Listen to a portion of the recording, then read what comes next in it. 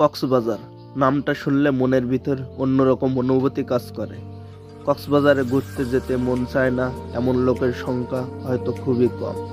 আমরা ভ্রমণ প্রিয়সী মানুষ। আমরা যেমন ঘুরতে পছন্দ করি, তেমনি খেতেও পছন্দ করি। আমাদের দৈনন্দিন জীবনে আমরা অনেকগুলো মাছ খেয়ে থাকি, কিন্তু আমরা কয়েকজনও বা মাছ ফ্রাই করে থাকি। আজকের আপনাদের সামনে শেয়ার করতে যাচ্ছি মাছ ফ্রাই করার অভিজ্ঞতা, তাও আবার কক্সবাজারের মতো জায়গায়।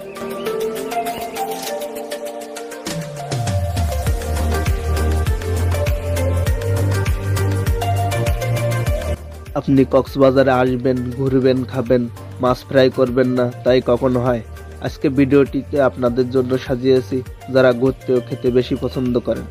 এই ভিডিওটিতে থাকছে কক্সবাজারে পার্টি করবেন কোন বিচে, মাছের দাম, মাছের টেস্ট, ফ্রাই করবেন কোথায়, মাছের মান কেমন, সবাই খেতে পারবে কিনা, খুঁটিনাটি তথ্য দেওয়ার চেষ্টা করব। তো চলুন শুরু করা যাক আজকের ভিডিও।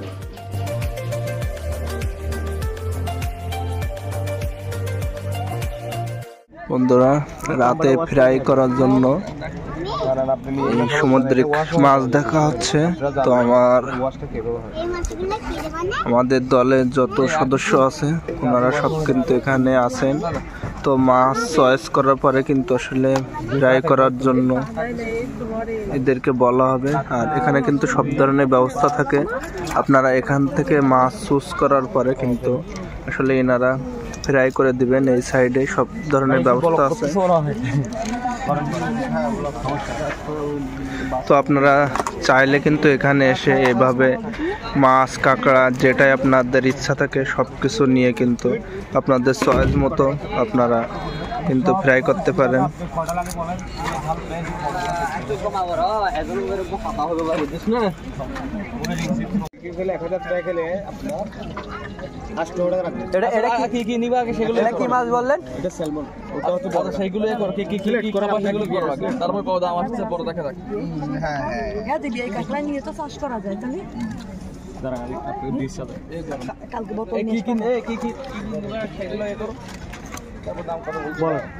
দাম হলে নেবেন, না হলে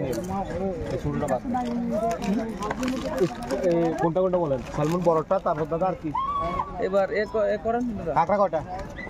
কাঁকড়া এটা নেবেন, টাকা পরে উঠান। আর বন্ধুরা, আমাদের মাছ ফাইনালি কিন্তু চয়েস করা শেষ, আর এখন কিন্তু প্রস্তুত করা হচ্ছে, আর একটু পরে কিন্তু ফ্রাই করা হবে। তো আপনাদের সকল কিছু দেখাবো। তো এখন ফাইনালি কিন্তু মাছ প্রস্তুত করা হচ্ছে, আর একটু পরে ফ্রাই করা দেখাবো। সাথেই থাকুন।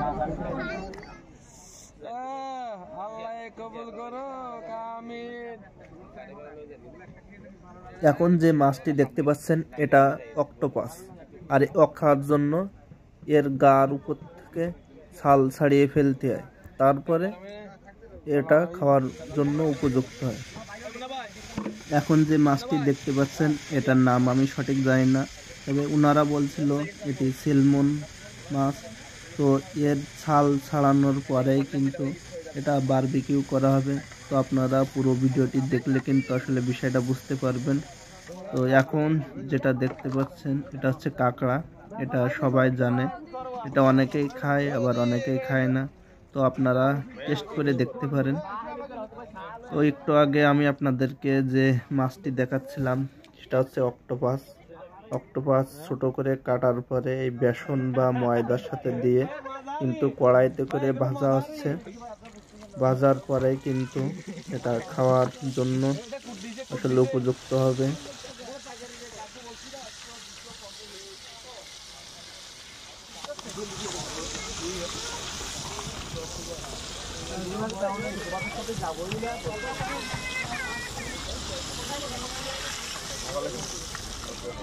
আমাদের বারবিকিউ করার জন্য বড় মাছটি রেডি করা হয়েছে। তো প্রথমে কিন্তু মাছটির পেট ছিঁড়ে যে নাড়ি বুড়ি থাকে সেগুলো বার করার পরে এই মশলা দিয়ে কিন্তু এভাবে যে কয়লার আগুন থাকে সেখানে কিন্তু এইভাবে তাপ দেওয়া হয়। কিছুক্ষণ তাপ দেওয়ার পরে কিন্তু এটা আস্তে আস্তে উপযুক্ত হয়ে থাকে। তো কিছুক্ষণ পর পর কিন্তু উল্টায় দেওয়া হয়, আর যে মশলা ব্যবহার করা হয় সেটা কিন্তু ওর গায়ে প্রলোভ আকারে দেওয়া হয়। এভাবে 15 থেকে 20 মিনিট অপেক্ষা করার পরে কিন্তু আমাদের সেই কাঙ্ক্ষিত মাছটি রেডি হয়ে যায়।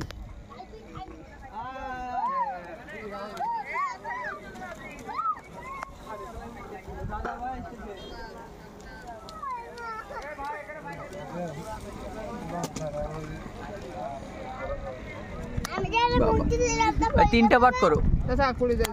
কি পড়ে গেছে?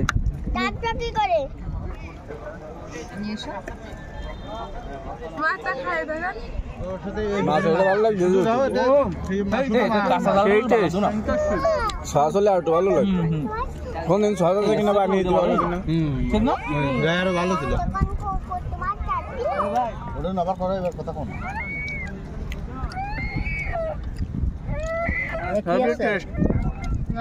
আজকে রাতের খাবার তো আপনাদেরকে দেখাচ্ছিলাম বড় মাছ কেনার পর এই বারবিকিউ করা হয়েছে। আপনারা এমন ভাবে নিতে পারবেন।